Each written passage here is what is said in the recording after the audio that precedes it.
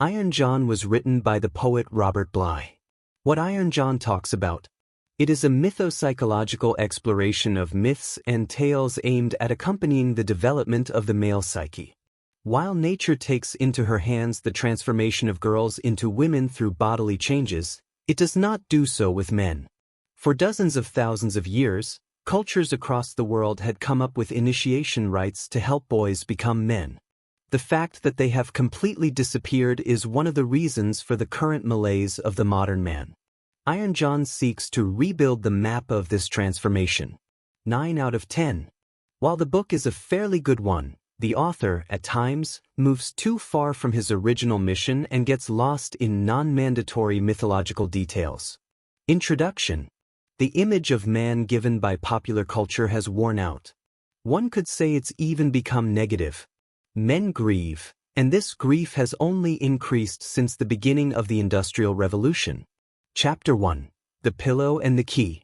The male from the 50s knew what a man and his responsibilities were, but the one-sidedness of his vision was dangerous. The 60s led to another type of man asking if he knew what a man was due to the waste and violence of the Vietnam War. If being a man was the Vietnam War, they wondered if they even wanted to be one. Meanwhile, the feminist movement led men to consider women in a different manner, leading many to consider their own feminine side. This process has continued to this day. While wonderful as it made men more gentle, it did not make them freer. Men have become nice boys whose task is to please the women, mums, colleagues, etc., in their lives. This has led to the development of soft males, who, while with good intentions, are profoundly unhappy. Lacking energy, they are life-preserving, not life-giving. Here we have a finely tuned young man, ecologically superior to his father, sympathetic to the whole harmony of the universe, yet he himself has little vitality to offer. The strong or life-giving women who graduated from the 60s, so to speak, or who have inherited an older spirit, played an important part in producing this life-preserving, but not life-giving, man. Part of the grief that these men carry was due to the absence of fathers, which impacted their marriages and relationships. The fierceness they needed at the time to pursue them wasn't coming. They lacked life in them. The soft male was able to say, "I can feel your pain, and I consider your life as important as mine, and I will take care of you and comfort you." But he could not say what he wanted and stuck by it. Resolve of that kind was a different matter. The development of the soft side in men has been interesting, but it should not be the end of the journey. Finding Iron John. Iron John is a tale narrated by the brothers Grimm. It tells the story of a kingdom. One day, a series of hunters disappear in the forest nearby, and none can be found. Frightened, the king forbids anyone to go into the forest. One day, a huntsman stops by the castle and asks if he can help. He's told about the forest, and decides to visit it with his dog. As he approaches a pond, a hand grabs the dog and takes it to the bottom of it. So the man goes back to the castle and comes back to the pond with 3 men and a bucket. They empty the pond and discover at the bottom of it a man covered with hair, a wild man. They take him back to the castle and imprison him, calling him Iron John. Every modern male has, lying at the bottom of his psyche, a large, primitive being covered with hair down to his feet. Making contact with this wild man is the step the 80s male or the 90s male has yet to take. That bucketing out process has yet to begin in our contemporary culture. Approaching this archetype is scary, and it should be. Contact with Iron John requires a willingness to descend into the male psyche and accept what's dark down there, including the nourishing dark. Back to the story. One day, the king's son was playing with his golden ball when it ended up in the cage of Iron John. The golden ball symbolizes youth's innocence, usually lost around the age of 8. In the second part of the 20th century, men were advised to find the golden ball in their feminine side, but it's likelier to be in Iron John or even lost forever. The wild man is not opposed to civilization, but he's not completely contained by it either. The first step to finding Iron John, hence, is to empty the pond with the bucket. The second step is to approach him. Back to the story, Iron John offers to give the ball back to the child if he opens the cage. Scared, he runs away. The child comes back to him a second time. Iron John gives him the same deal, and he also runs off. The third time, he tells Iron John that even if he wanted to free him, he doesn't know where the key is. Iron John answers that the key is under his mom's pillow, entrusted to her by the king. She won't give up the key, and one cannot ask for it. The key needs to be taken. Who cannot steal it doesn't deserve it. The pillow symbolizes intimacy, but also dreams and aspirations that a mother can have for her son. One day, the boy steals the key, opens the cage, and in doing so, pinches his finger. He frees Iron John, who gets out of the cage and hurries to the forest. The boy calls him, "Wait. If my parents see you're gone, they will beat me." "You better come with me then," answered Iron John. "You'll never see your mother and father again. But I have treasures, more than you'll ever need." The boy gets on Iron John's shoulders and leaves with him to the forest. That moment in the story is the equivalent of the ancient male rites initiation. In some tribes, the older men take the boys away, and they don't see their mothers for up to a year and a half. Such practices no longer exist, and older men no longer teach or spend time with the younger boys. It's becoming clear to us that manhood doesn't happen by itself. It doesn't happen just because we eat Wheaties. The active intervention of the older men means that older men welcome the younger man into the ancient, mythologized, instinctive male world. The boy leaves for the first time because he needs to break the bond with his mother. Today, this can be realized through a holiday with the father exclusively, for example, but it must be done. Some mothers spontaneously and intuitively break the bond, but many would rather not. This may explain why teenagers are so difficult with their mothers. They're trying to make themselves unattractive to her in order to become adults themselves. The traditional way of raising sons, which lasted for thousands and thousands of years, amounted to fathers and sons living in murderously close proximity, while the father taught the son a trade, perhaps farming or carpentry or blacksmithing or tailoring. As I've suggested elsewhere, the love unit most damaged by the Industrial Revolution has been the father-son bond. When the office work and the information revolution begin to dominate, the father-son bond disintegrates. When older men don't do their jobs of breaking the bond with their mothers, the younger men become suspicious of them and see them as the embodiment of evil. When the demons are so suspicious, how can the son later make any good connection with adult male energy, especially the energy of an adult man in a position of authority or leadership? As a musician, he will smash handcrafted guitars made by old men, or as a teacher suspicious of older writers, he will deconstruct them.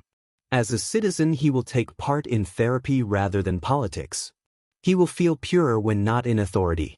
He will go to Northern California and raise marijuana, or ride three-wheelers in Maine.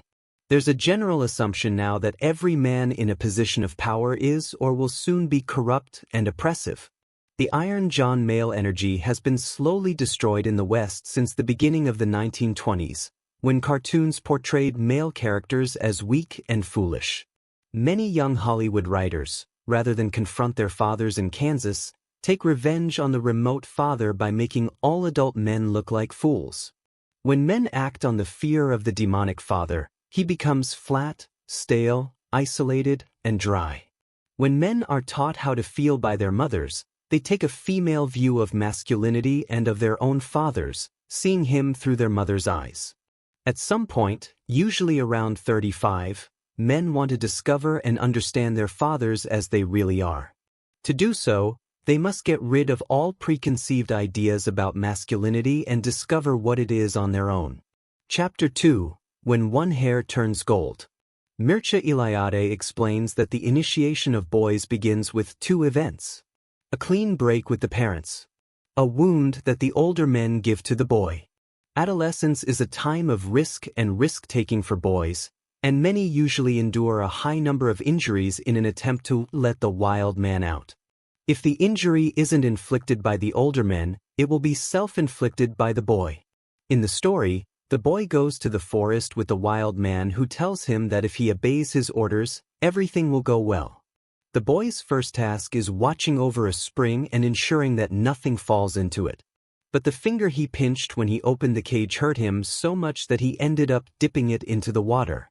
He takes it off right away, but it has already turned into gold. The wild man learns about it and tells him not to make the same mistake again.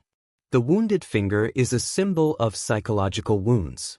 Robert Moore said, "If you're a young man and you're not being admired by an older man, you're being hurt." In an African tale, a boy goes to hunt with his father. He kills a small rat and asks the son to keep it. Not thinking much of it, the son throws it in the bush. At night, the father asks for the small rat to cook and eat. As the boy reveals what he's done, he takes his axe and knocks the boy unconscious. Fathers hit their sons, but mothers shame them. Sometimes, shame produces such a long-lasting wound that it doesn't heal. For example, the Greeks abandoned Philoctetes because his wound smelled too bad. They only picked him up when they were told they needed him to win the Trojan War. When kids get abused, they either become grandiose or depressed. When people identify themselves with their wounded child, or remain children, the whole culture goes to pieces. The absence of stories and initiation rites in the contemporary world leads many adults to remain children. Note that the purpose is not to identify with the wild man either. We should be in touch with him, but not become him. When the boy steals the key, opens the cage, and leaves for the forest with the wild man, 3 things happen. The wound will appear as a gift. The secret spring will appear. The energy of the sun will somehow be carried into the man's body. The spring, in the story, is the water of soul life, the water that purifies the body of the enchanted child, who became enchanted due to the evil his parents let be done to him. When the boy dips his finger in the water, it turns into gold, a symbol of radiant energy, royal power, and sun glory. This is a promise that the water can help the boy rediscover the gold that was always there. This should be what functioning therapy should be like. On the second day, the boy dropped a hair in the spring. It directly turned into gold. Upon coming back, Iron John tells him that he would have to leave if something fell into the spring a 3rd time. Some people make no distinction between the instinct for fierceness and the instinct for aggression. In recent decades, the separatist wing of the feminist movement, in a justified fear of brutality, has labored to breed fierceness out of men. On the 3rd day, the boy becomes fascinated by his reflection in the water, which he approaches slowly. As he does so, his hair falls into it and becomes gold-plated too. Hair is associated with sexual energy, hunting, fierceness and passion, and excess and spontaneity. When the hair falls into the well, the boy learns that all of those things are good. In real life, when a man realizes his capabilities and understands the intelligence in nature, then his hair turns gold. In the story, 3 days have passed during which the initiator gave a task to the boy that he failed 3 times. Yet he got a reward each time. Accepting the task was probably more important than succeeding at it. In any way, the wild man tells the boy that since he failed, he must go into the world, learn what poverty is, but whenever he is in trouble, he can come to the forest and summon Iron John for help, and he will help him. Chapter 3: The Road of Ashes, Descent, and Grief. What happens to the boy, the contact with his own intuition and the realization of the intelligence of the world, is something that happens to some boys around 13 to 14 years old. Young men, when lifted up, may become white swans, grandiose ascenders, flying boys, just as young women similarly lifted up may become flying girls. In any case, these flying people, giddily spiritual, do not inhabit their own bodies well, and are open to terrible shocks of abandonment. They are unable to accept limitations, and are averse to a certain boring quality native to human life. Marie-Louise von Franz said that flying boys choose ascent as a revolt against maternal earthiness and female conservatism. They fly upward out of fear of the women's demands for marriage, jobs, responsibilities, and commitment. We must highlight, though, that not all men are flyers. Some are earthbound and begin carrying responsibilities early on. Their family tradition is that the son's grandiosity is to be wiped out early, Sometimes in those families the women are the inflated ones, and the men are not. Men take the depressed road. For thousands of years, men's activity was to create a safe place for women and children. This activity is no longer required. Since the end of World War II, particularly, men have been asked to follow instead of leading, to live in a non-hierarchical way, to be vulnerable, to adopt consensus decision-making. The church wants a tamed man, the university wants a domesticated man, the corporation wants a team worker, and so on. The modern man can be looked at through three words: passivity, naivete, and numbness. Passivity. The average American child by age 18 has seen 4,000 hours of commercials. Blake thought that passivity was learned in childhood. The infant boy struggles against the father's hands, fighting the narcissistic father's desire to bind or murder him, and he struggles against swaddling bands, fighting the narcissistic mother's desire to change him to what she wants. When the boy fails to get free, Blake says he learns to sulk. Many adult men, when baffled by the behavior of a woman, go into a sulk. When a man sulks, he becomes passive to his own hurts. Studies showed that in 3 marriages out of 4, women want more intimacy from their partners, who seek to escape it.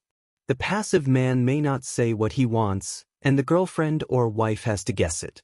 As a compensation for passivity at home, he may go into robot production at work, but that isn't really what he wants either.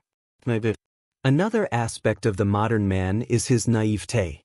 The naive man finds pride in his girlfriend being furious at him. He receives her attacks in his chest, proudly suffering from them. His friends are usually tasked with getting him back on his feet.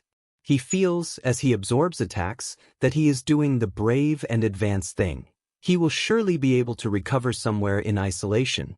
A woman, so mysterious and superior, has given him some attention. To be attacked by someone you love, what could be more wonderful? Perhaps the wounds may pay for some chauvinistic act, and so allow him to remain special still longer. The naive man also finds price in being on the other hand of women sharing their pain. His mum may have shared with him a lot of pain that she had in her marriage, which subsequently defined his role later with other women. His specialness makes him, in his own eyes, something of a doctor. He is often more in touch with women's pain than with his own, and he will offer to carry a woman's pain before he checks with his own heart to see if this labor is proper in the situation. Sincerity is a big thing with him. He assumes that the person, stranger, or lover he talks with is straightforward, good-willed, and speaks from the heart. He agrees with Rousseau and Whitman that each person is basically noble by nature and only twisted a little by institutions. He puts a lot of stock in his own sincerity. He believes in it as if it were a horse or a city wall. He assumes that it will and should protect him from consequences that fall to less open people. The naive man has no boundaries. He doesn't fight for what is his, but gives it away. The naive man tends to have an inappropriate relation to ecstasy. He longs for ecstasy at the wrong time or in the wrong place, and ignores all masculine sources of it. He wants ecstasy through the feminine, through the great mother, through the goddess, even though what may be grounding for the woman ungrounds him.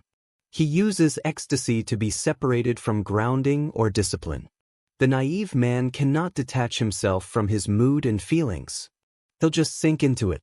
The naive man does not tell what he fails to do or what he wants to do, believing that tricking people is the safer bet. The naive man often doesn't know that there is a being in him that wants to remain sick. He lacks what James Hillman has called natural brutality.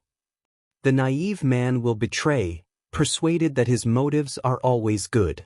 But he will also be betrayed. Numbness. A spiritual man may love light, and yet be entirely numb in the chest area. The origin of the numbness is unclear. However, the author shares this story. When I was 2 or 3 years old, I went to my father and asked him for protection.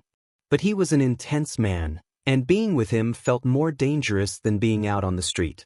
I then went to my mother and asked her for protection.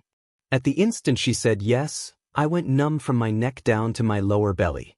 Coming back to our story, What Iron John meant when he told the boy that he knew a great deal about gold but not about poverty was that he knew about ascending but not falling down. So the boy leaves the forest and reaches a city. Unable to find work, he ends up working in the kitchen of the king's castle, taking care of the wood to heat up the stove and emptying the ashes. Hence, the false. The low places are associated with water and spirit. The way down and out usually separates the young man from his companion flyers and from their support, and it makes him aware of a depression that may have been living unnoticed in him for years. A mean life of ordinariness, heaviness, silences, cracks in the road, weightiness, and soberness begins. The Greeks called this descent katabasis, which is the step when the man realizes that he is, in fact, not special. The young, grandiose, and naive man is replaced by an old man. Many men get into their katabasis without realizing it because they may be doing well financially. They're living, but they're not alive. Jung used to be attracted when his friends came with good news like, "I have been promoted," and happy when they came with bad news like, "I just got fired." In the latter case, he'd say, "Let's celebrate as something good will happen now." The katabasis can be understood as being discharged from life, and it happens through breaking up, losing a job, having an accident, etc. Iron John discharges the boy after 3 days in the spring. The next is to find the way down and out. The way out is about getting into the wound, the boy's pinch when he opens the cage, that was inflicted by our parents or the people close when growing up. The wound becomes a door through which one should get out. If the wound is shameful, the way out is to be shamed 50 times a day. What the way down requires is only a loss of status, even though it can come as more dramatic than that. In divorce, when a man's emotional safety may disintegrate, he can either walk backward through the door while looking at funny movies, or he can try to take in the true darkness of the door as he faces it. 19th century men didn't notice women's suffering. The modern man doesn't notice his own suffering either. With the initiators gone in modernity, we don't receive instructions on how to go down. A good analogy would be the AA, Alcoholics Anonymous. The first step at it begins with the acceptance that one is an alcoholic. It takes them down.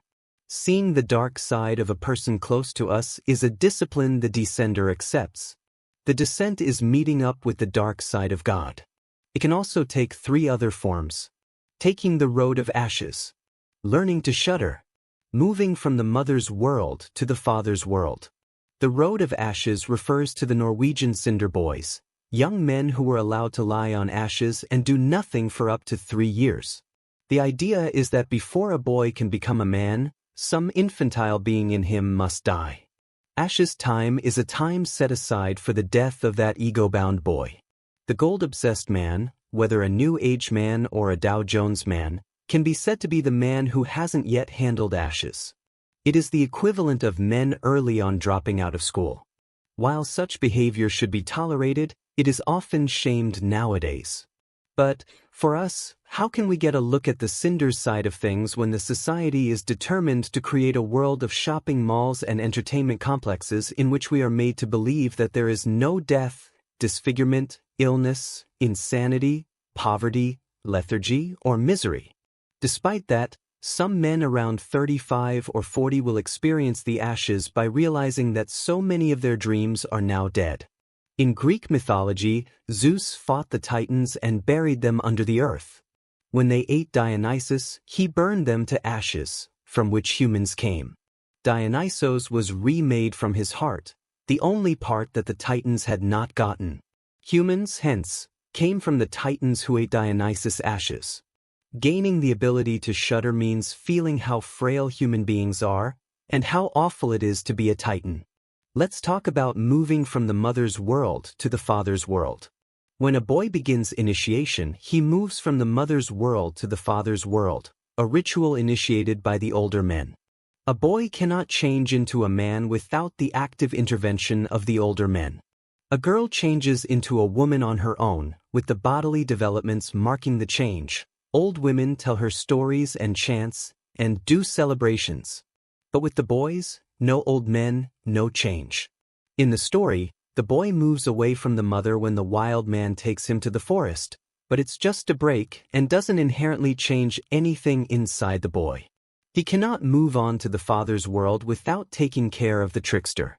Upon learning that his companions are carrying a letter asking the king to kill him, Hamlet replaced the letter with another one asking the king to kill them.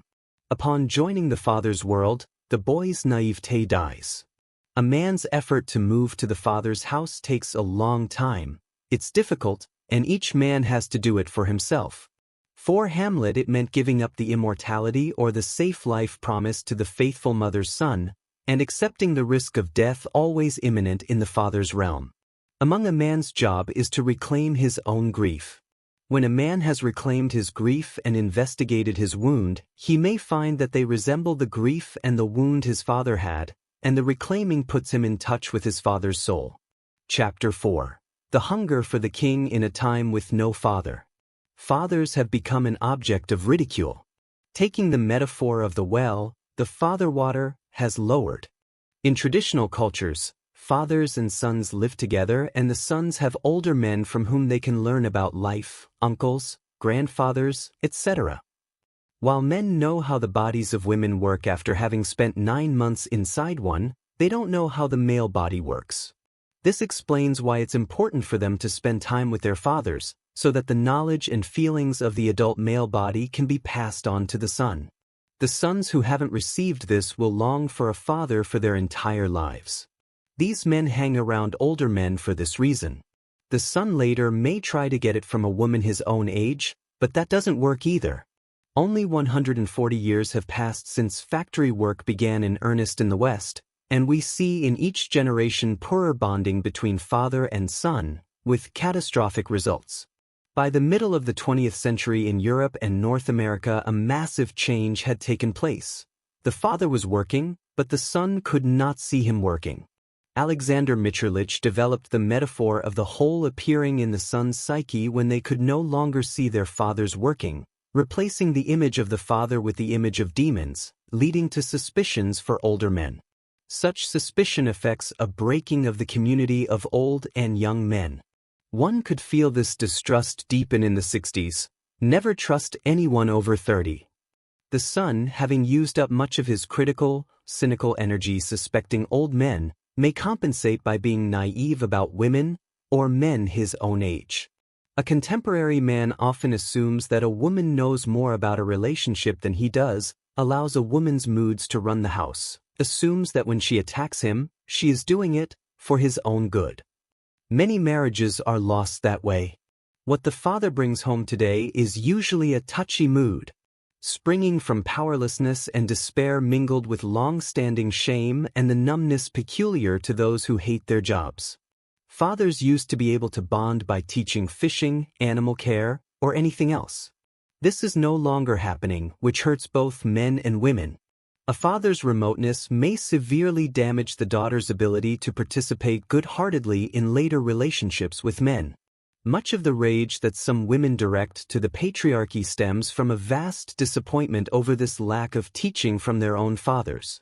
The patriarchy is complicated. It is matriarchal on the inside and patriarchal on the outside. Industrialization killed the sacred king and the sacred queen.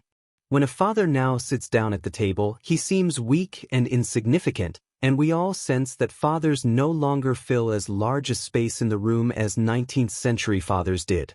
As the father seems more and more enfeebled, dejected, paltry, he also appears to be the tool of dark forces.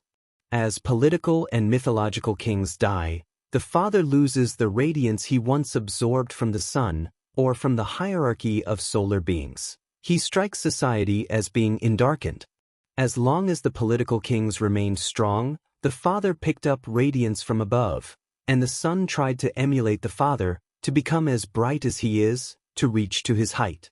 The son perceives the father as bright. When we portray fathers as ridiculous beings, the son struggles to develop his own identity as a man. Some sons fall into a secret despair. They have probably adopted, by the time they are 6, their mother's view of their father, and by 20 will have adopted society's critical view of fathers, which amounts to a dismissal. Some father-hungry sons embody a secret despair they do not even mention to women. They believe they will be as diminished as their fathers and give up, feel numb, and believe they must be as dark as their own fathers are. Other sons feel the need to fly up in the air, compensating in light for their father's darkness. I count myself among the sons who have endured years of deprivation, disconnection from earth, thin air, the loneliness of the long-distance runner, in order to go high in the air and be seen. Such a son attempts to redeem the darkened father by becoming enlightened. In Egypt, Osiris gets locked up in a coffin by Set and goes dark, leading his son, Horus, to fly beyond the flight of the original god's soul, to redeem the father's name. The son has seen his father's shadow, but his remains are hidden. The boy in the story rose when the wild man carried him on his shoulder, then went down into the water with his finger, then he rose again when his head turned gold, then fell again when he took care of the ashes. One day he is asked to carry the food to the king as nobody else was available. Since he doesn't want his golden hair to be seen, he keeps his cap on. When the king asks him to take it off, he says he cannot due to his bruise on the head. The king then instructs the cook to fire him. Everyone wants to be with the king. Everyone wants to matter to the king. But when we invite ourselves before being invited, or linger for too long, we inevitably fall back into the shadows. The king is an important character. There are 3 types of kings. The sacred king is in the imaginary world. From his mythological world, he acts as a magnet and rearranges human molecules. He enters the human psyche like a whirlwind, or a tornado, and houses fly up in the air. Whenever the word king or queen is spoken, something in the body trembles a little. It is thought that Westerners stopped thinking mythologically around the year 1000, and the mythological layer collapsed. We don't know why. The second king is the earthly king, the political king, who goes back as far as 2000 BC. The Sun King and the Moon Queen held society together until the 18th, 19th, and 20th centuries in Europe when they were replaced by republics. When the earthly king disappears, the sacred king does too. The third one is the inner king. The inner king knows what he wants to do without being influenced by other people's choices and options. He is often killed at 2 or 3 years old, as not protected. The inner king orchestrates the child's mood, but the mood of the parents is often more important, so the child sacrifices his mood and the king for them. By 12, he doesn't know what he wants or feels anymore. A man whose king is gone doesn't know if he has the right to decide even how to spend the day. Leaders, then, need to be strong enough so that the young men can let them carry their inner king for a while, and then to live long enough so that the young men can take it back, still undamaged, and let the king live inside them. The process of bringing the inner king back to life, when looked at inwardly, begins with attention to tiny desires catching hints of what one really likes. There are 2 kings, the sacred king and the poisoned king, and from them stem the double stream inside the father. In the African story where the father hits his son with the axe after he gets rid of the rat, the son subsequently wakes up, goes to his home, takes his clothes, and leaves. He arrives in a village and ends up in the hut of the chief, who offers him to be his new son after his was killed in a war under the condition that he keeps it secret. The son accepts, but later has his real father come to the village asking for him back. That chief is a mentor, and at some point there will be a conflict between the mentor and the father. Many men know where their father's axe hit them. It's important to understand the blow in the context of myth. There are 2 energies in the father, and the pain that he caused us was not personal. Because of the tremendous hunger we each feel for the king, the sacred or blessing king, we want to start living with him right now. We want to leap over our father and move to his place. But it appears we cannot move there until we have dealt with the axe father. Children visit the king, but adults build a suitable place so the king can visit them. It's important to build a realistic image of the father. Those who have known their father only in the good light need to make room for his twisted side, and inversely. Stories from the friends of the father help to do so. The father is a king. He should not live in an apartment. Most of us want the father to be close but also as far away as possible. While mythology is ripe with bad father examples, there are very rare stories about good fathers. It's impossible we'll never be as close to our fathers as we'll ever wish. Male symbolizes that which is set apart. John Layard. The perceived absence of the father is actually the absence of the king. Chapter 5. The meeting with the godwoman in the garden. Back to our story. Rather than firing the boy under the order of the king, the cook decides to exchange him with the gardener. One day in summer, the boy was so warm he took off his hat. The sun shining on his golden hair bounces off his head and animates the king's daughter's room. She calls him up to her room, asking for flowers. The boy obliges and picks up wild flowers. Upon asking him to take off his hat, he refuses. The girl gives him money for the flowers, and the boy gives the money to the gardener, not interested in it. This repeats for 3 days. The hair finally comes into play. It is something special that is slowly revealed, something that the princess knows about, unlike her father. The garden is the place where we can rest and find safety, a welcome place after the basement and the ashes. But this also means weather and changing seasons. In the garden, the soul and nature marry. When we love cultivation more than excitement, we are ready to start a garden. In the garden, we cultivate yearning and longing, those strangely un-American feelings, and notice tiny desires. Paying attention to tiny, hardly noticeable feelings is the garden way. That's the way lovers behave. Some men entering the garden begin by getting up at 5 a.m. and keeping an hour for themselves each morning before work. A father, in order to do that, may have to resist his own insistence that his life belongs to his work, his children, and his marriage. Making a garden and living in it means paying attention to boundaries, and sometimes we need boundaries to prevent caretaking from coming in and occupying all our time. Addiction to perfection, as Marion Woodman reminds us, amounts to having no garden. The anxiety to be perfect withers the vegetation. Shame keeps us from cultivating a garden. Men and women deeply caught in shame will, when they tend their garden, pull out both weeds and flowers because so many of their own feelings seem defective or soiled. What do we love so much that we want to protect it from strangers? That is a good question for garden makers. In ancient times, back when mythology was an integral component of society, men and women were careful not to see the person they fell in love with, but the archetype behind them. We no longer have this skill and mix the person with the idea that we have of them.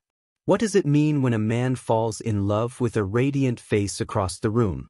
It may mean that he has some soul work to do. His soul is the issue. Instead of pursuing the woman and trying to get her alone, away from her husband, he needs to go alone himself, perhaps to a mountain cabin, for 3 months, write poetry, canoe down a river, and dream. That would save some women a lot of trouble. Why is a girl a necessary part of the story? Men go from the world of law, learning how the world works, to the world of legends, the adventures. Women embody both of these worlds. The archetype is the woman who sees both ways. When a man sees her, he sees both worlds more distinctly. In the story, the boy does not keep the golden coins for himself, and he does not show his hair of gold either. While in the garden, his job is to learn skills, not produce work. Chapter 6.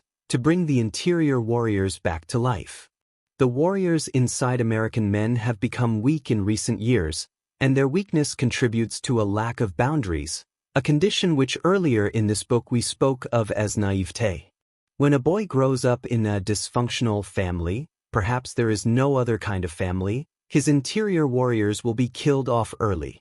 When the warriors inside cannot protect our mood from being disintegrated or defend our body from invasion, the warriors collapse, go into trance, or die.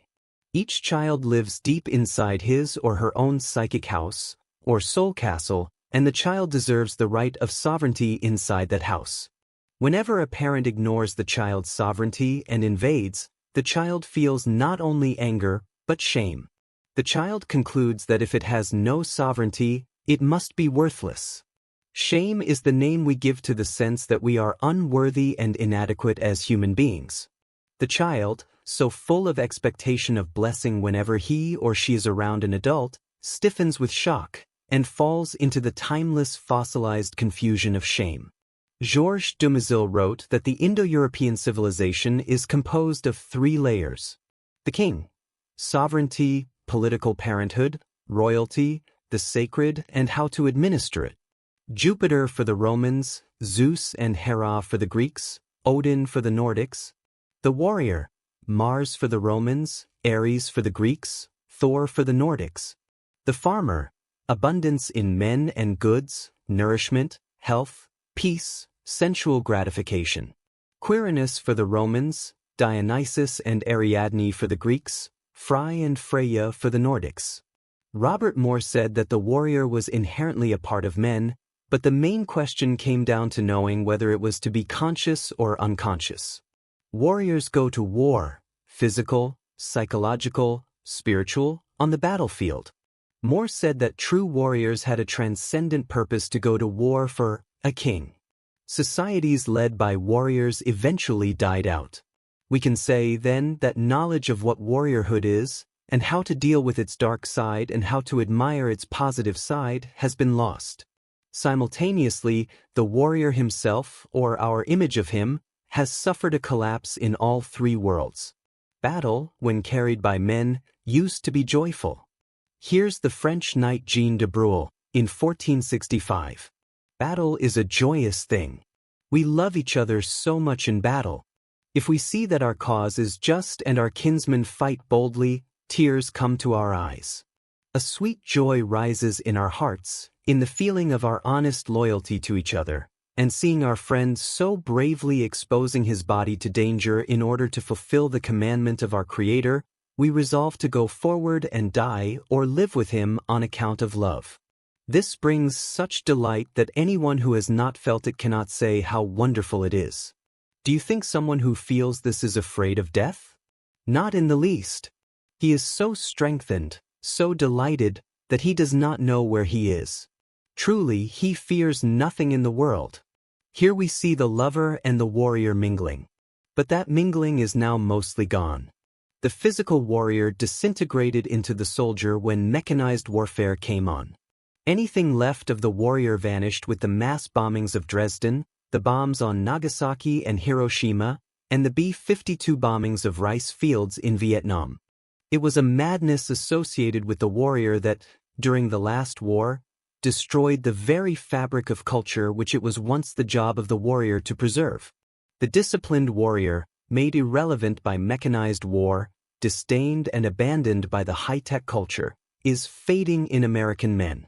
The fading of the warrior contributes to the collapse of civilized society.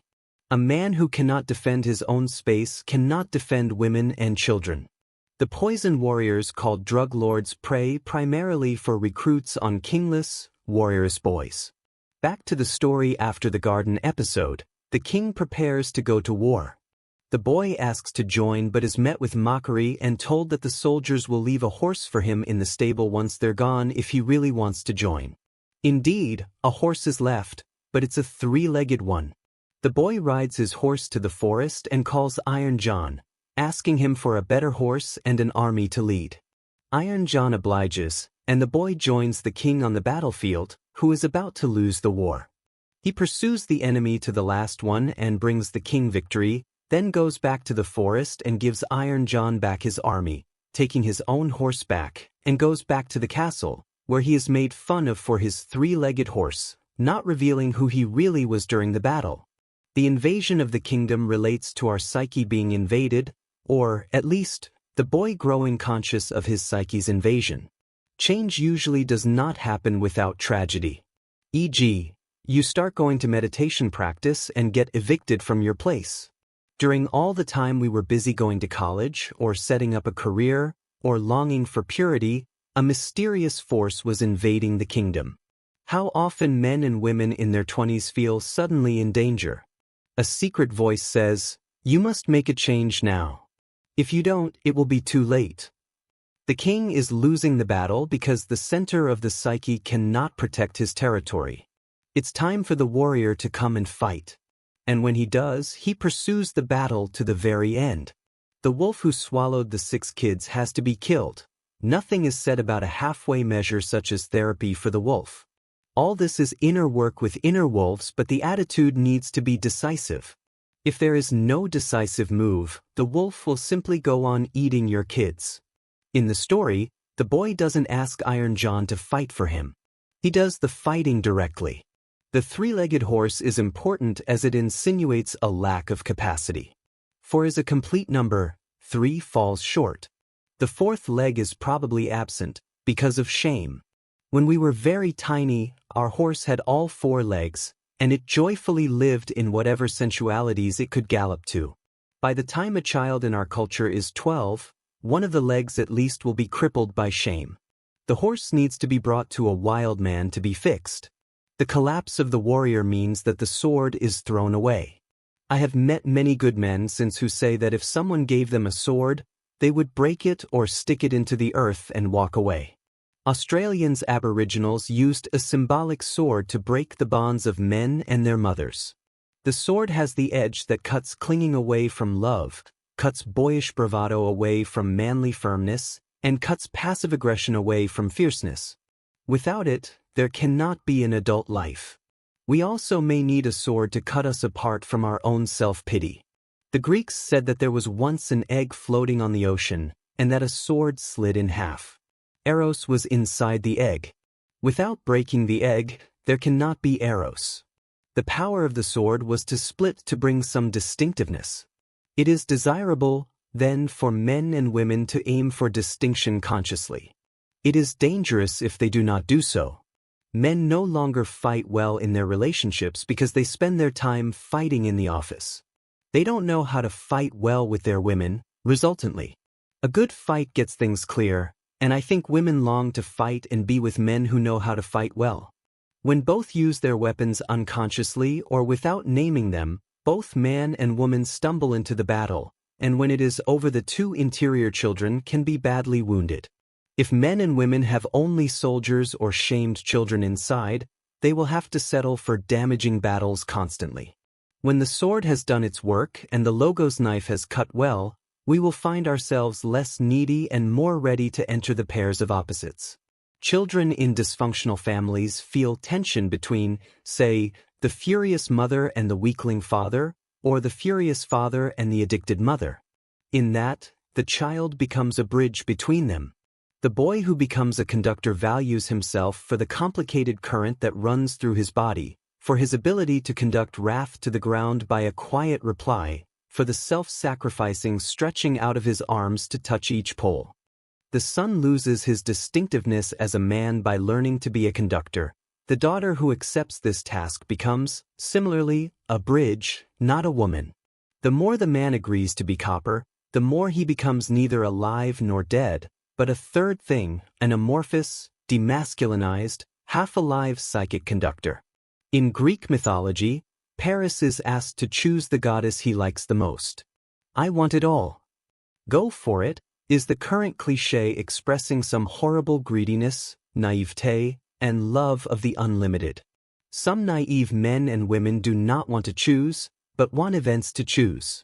A man chooses his life's desire, and the warrior in him agrees to the unpleasant labors that will follow. If we choose the one precious thing, the object of our desire, then, according to the alchemists, the inner king in us that has been asleep for so many years wakes up. As long as nothing is clear, as long as we have not chosen whether to be conductor or human, the king and the queen sleeps on. Paris' choice marks out one goddess or life road from another. There is something fierce in it. The alchemical woodcut says that a child will not become an adult until it breaks the addiction to harmony, chooses the one precious thing, and enters into a joyful participation in the tensions of the world. Each time we use the warrior well, we are not so much fighting battles as awakening the king. Moving from copper to iron. This process of reviving the inner warriors goes on for years, and it is associated with the change from copper to iron. Each of us needs to imagine how to bring the interior warriors back to life, and it is not physical work so much as imaginative work. The Fianna loved Ireland and were willing to defend her borders. What do we love well enough to want it defended? This doesn't happen automatically with old age. It must be an actual process. Metaphorically, this means moving the doorknob of the door to your interior, on the inside, so you get to control the door, and not on the outside, where anyone can close and open. The more honor and room we give to the warriors, the likelier they will watch over the door. Each time we ask our warrior's intuition to smell out shamers, we gain shrewdness. We may lose some boyish naivete, of course, some optimism about human nature, but we are no longer a wounded 6-year-old. The wounded child may still need to be nurtured and defended, but the child no longer possesses us. A practical way of preventing oneself from being a copper bridge is to become conscious of conduction the moment it is happening. Conduction is unconscious, and naming it helps move it to communication. I don't think I'll be a conductor for you any longer. Riding to the forest, to exchange the 3-legged horse against a fiery normal horse, is wearing the warrior to go to battle. When the battle is over, the warrior, too, must cede control. Which is why the boy gives it back before going back to the castle after the battle. Chapter 7. Riding the red, the white, and the black horses. We know that our society produces a plentiful supply of boys, but seems to produce fewer and fewer men. Michael Ventura wrote that tribal people got their teenagers into rituals, quite strong in fact, to turn the boys into men. The contemporary Western culture fears it and gets away with it, turning the other way, hoping for something better when it ends. He also noticed that everything in the culture was created to aim at a prolonging of teenagehood and delay adulthood. Initiation is linear and split into 5 stages. Bonding with, then separation from the mother. Bonding with, then separation from the father. Arrival of the male mother, or the mentor, who helps a man rebuild the bridge to his own greatness or essence. Apprenticeship to a hurricane energy, such as the wild man or the warrior. Marriage with the holy woman queen. The twisted side of the great mother doesn't want the boy to grow up because if he does he will pass out of her realm. She doesn't curse him as the twisted side of the sacred king does, but she holds him. Increasingly, mothers rely on their sons for emotional satisfaction, which is some sort of psychic incest. It's not uncommon for grown men to turn to young women for sexual companionship. A grown woman may turn to her 8-year-old son for soul companionship. Hundreds of times one man or another has said to me that now, at 40 or 45, he realizes that his task throughout his life has been to be a substitute husband, lover, and soul companion for his mother. He envisions himself as a white knight for womankind. If I ask such a man, "How do you feel about men?" he is likely to say, "I have never been able to trust them." The boy who is called on by his mother too early feels helpless when he realizes that he is too small to do what is asked of him. His emotional energy is too fragmented to support his mother's needs, and his male confidence is far too unsteady for him to replace his father. It isn't unusual for such a boy to feel himself a failure in relation to his father, with whom he has virtually no relationship. Then, when he doesn't save his mother, he feels a failure in relation to her as well. He begins life with a double failure. Out of shame over his inadequacy, and in some fear of being pulled over onto the mother's side before he has stabilized himself as a man, the boy finds in himself an inexplicable anger, a rage that prevents the mother's dream of a delicate man from becoming real. The men who were called on too early and didn't manage to save their mothers might feel guilt and shame. They punish themselves by going into jobs they hate or marrying the wrong woman. The horse in the story might have bitten off one of his legs out of shame. Let's go back to the story. Why didn't it end after the battle? Because it's not good to remain stuck in warrior mode. It is in itself poisonous. We know that we can't end the story here because the release from aggression or the passage through has not yet appeared. The king organizes a festival for knights to catch a golden apple thrown by his daughter, hoping that the mysterious knight who saved the battle would appear. The boy goes to Iron John, who gives him red armor and a horse. He catches the golden apple, then gallops away. On the second day, Iron John gives him a white armor and a white horse. The boy catches the apple and gallops away, angering the king, who still doesn't know who he is. The third day, Iron John gives him a black armor and a horse, and he again catches the apple and escapes. But the king's men go after him, and one wounds his leg. The boy loses his helmet, and his assailants see that he has golden hair. The apple is the symbol of the earth, of the woman who loves gold. Change or transformation can happen only when a man or woman is in ritual space. Entering, one first needs to step over a threshold by some sort of ceremony, and second, the space itself needs to be heated. A man or woman remains inside this heated space, as in Sufi ritual dance, for a relatively brief time, and then returns to ordinary consciousness, to one's own sloppiness or dullness. The festival is a ritual place. Each person's interior emptiness, one could say, has its own shape. In ordinary life, we try to satisfy our longings and fill the emptiness, but in ritual space, both men and women learn to experience the emptiness or the longing and not to fill it. When Iron John gives the boy a new horse and armor, he helps the boy feel what it is like to be without shame. Since he gallops away with the apple each time, he must give Iron John back his horse and armor every time. He feels 3 times what it's like to be without shame. In the story, Iron John is a substitute father to the boy. To be without a supportive father is for a man an alternative phrase for to be in shame. Only when a man's interior warriors are strong enough can he go into the joy of display. Regarding the colors, they symbolize the development of man. Red is the color of fierce aggression, fight, and lack of restraint. White is the color of purity and engagement. Black is the color of maturity and humanity. Each man is given 3 horses that we ride at various times of our lives. We fall off and get back on. When a person moves into the black, that process amounts to bringing all of the shadow material, which has been for years projected out there on the faces of bad men and women, communists, witches, and tyrants, back inside.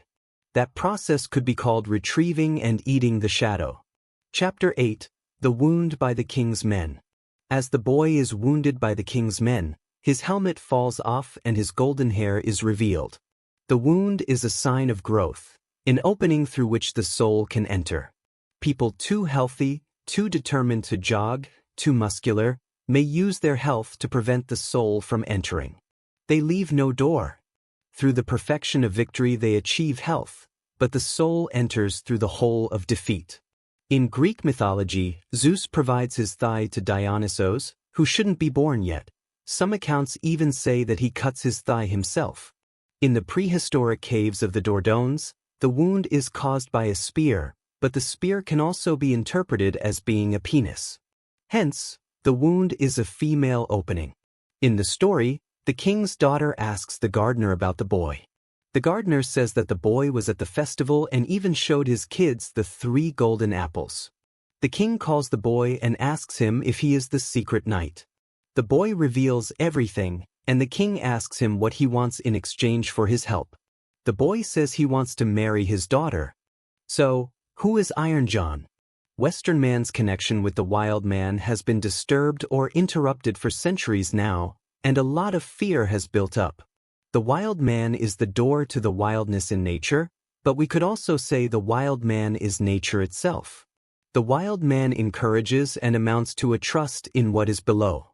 The wild man encourages a trust of the lower half of your body, our genitals, our legs and ankles, our inadequacies, the soles of your feet, the animal ancestors, the earth itself, the treasures in the earth, the dead long buried there, the stubborn richness to which we descend. We need to build a body, not on the parallel bars, but an activated, emotional body strong enough to contain our own superfluous desires. The wild man can only come to full life inside when the man has gone through the serious disciplines suggested by taking the first wound, doing kitchen and ashes work, creating a garden, bringing wildflowers to the holy woman, experiencing the warrior, riding the red, the white, and the black horses, learning to create art, and receiving the second heart. The wild man's qualities, among them love of spontaneity, association with wilderness, honoring of grief, and respect for riskiness, frightens many people. Some men, as soon as they receive the first impulses to riskiness and recognize its link with what we've called the wild man, become frightened, stop all wildness, and recommend timidity and collective behavior to others. Some of these men become high school principals, some sociologists, some businessmen, Protestant ministers, bureaucrats, therapists, some become poets and artists. The purpose is not to be the wild man, but to be in touch with him. There are other archetypes than the wild man, like the trickster, the magician, etc. So many of these have disappeared today because men are no longer allowed to do things like pirating or hunting. The Industrial Revolution has separated man from nature and from his family. The only jobs he can get are liable to harm the earth and the atmosphere. In general, he doesn't know whether to be ashamed of being a man or not. Back to the story, the boy's father and mother eventually reunite with their child at his wedding. As they were feasting, someone, a baronial king, suddenly entered the room and walked towards the boy. He said, "I am Iron John, who, through an enchantment, became turned into a wild man. You have freed me from that enchantment. All the treasure that I own will from now on belong to you." As we see, the wild man improves as the boy goes through his obstacles. We might even wonder if the story wasn't more about the wild man than the boy. Our work then as men and women is not only to free ourselves from family cages and collective mindsets, but to release transcendent beings from imprisonment and trance. That's what the story says in the end. We know that many contemporary men have become ashamed of their 3%. Some feel shame over the historical past, over oppressive patriarchies, insane wars, rigidities long imposed. Other men who have seen their fathers fail to be true to the masculine and its values don't want to be men. But they are. The young man in our story descended from the courtyard to ashes, from ashes to earth, then to horses under the earth, and so on. The wild man passes him on the way up, having ascended from under the water to the courtyard, then to his own sacred spring, then to the master of horses, and finally to the state of kingship. The wild man part of each man that was once in touch with wilderness and wild animals has sunk down below the water of the mind, out of sight, below human memory. Covered with hair now, it looks as if it were an animal itself. The wild man in our wedding scene says in effect, "A strong power forced me by enchantment to live under the water until a young man appeared who was ready to undergo the discipline and go through the suffering that you have gone through. Now that you have done that, I can appear as I am a lord." Epilogue. The wild man in ancient religion, literature, and folk life.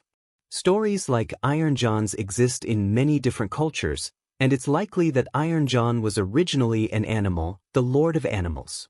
This god transformed as societies moved from hunting to agriculture. The immense philosophical and religious movement around the Lord of the Animals and the Lady enters classic Indian culture as Shaivism, which merged with the earlier animism, and from whose source many later religions flow. Powerful sociological and religious forces have acted in the West to favor the trimmed, the sleek, the cerebral, the non-instinctive, and the bald. Women's sexuality has suffered tremendously and still suffers from this tyranny of the bald, ascetic, and cerebral. The goddess Aphrodite, alive inside the female body, is insulted day after day. The same forces have doomed male sexuality to the banal and the profane and the hideously practical. By contrast, the wild man's elaboration through Indian imagination into Shiva honors sexual energy. Christianity, such as Islam and Judaism, fears the energy of the wild man, particularly the one that pertains to sex. With thinkers of Augustine's quality on our side, it's amazing that men can make love at all. Young men in contemporary culture conclude quickly that their sexual instinct is troublesome, intrusive, weird, and hostile to spirit. When the church and the culture as a whole dropped the gods who spoke for the divine element in male sexual energy, Pan, Dionysus, Hermes, the wild man, into oblivion, we as men lost a great deal. The medieval Western imagination did not carry the Lord of Animals or the wild man on into a well-developed Shiva or Dionysus, and the erotic energy of men lost its ability to move, as they say in music, to the next octave.